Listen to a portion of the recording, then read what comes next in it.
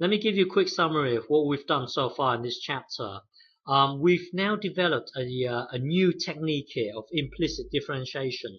So this is our newfound piece of knowledge here. Very important. It allows us to find the derivative of an inverse of a function. So this here is a very useful piece of knowledge here. Very useful technique here. Okay, and also when we first started calculus, I've always asked you to accept that when you differentiate x to the power of n, the n here goes down here, and then the n itself gets minus by 1 here. I've always asked you to just accept it and just do it.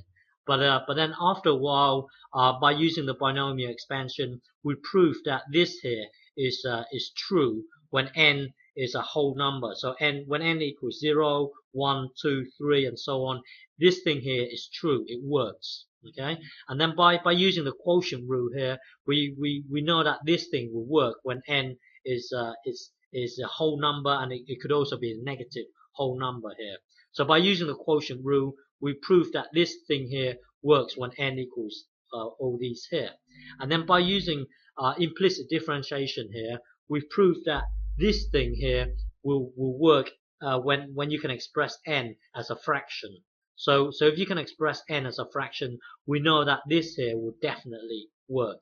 The only thing that's left is that we need to show that it works when n, it could be any number on the real number line. Meaning that, for example, if you have you see up here, we know that when you differentiate this here, let's say hang on, let's say when you differentiate x to the power of a fraction, let's say a over b here, we know that you can do this by using implicit differentiation.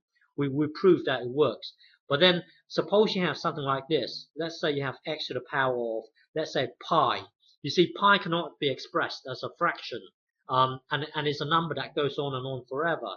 So when we differentiate this, we know, well, in the past I've always asked you to accept that when you differentiate this, it will become pi x to the power of pi minus 1.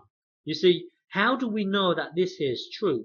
We still need to show that this thing here works even when n is a well, how do we know that it works for all n on the real number line? So suppose we have x to the power of n, x to the power of pi. How do we know that it works for x to the power of 5? We still need to prove that. But then in order for me to show you this,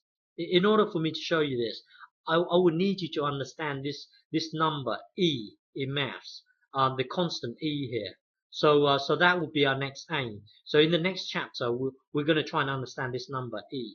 Okay, you would need to understand this number e here to understand this bit here, to see why this power rule here works even in the case of x to the power of pi, say.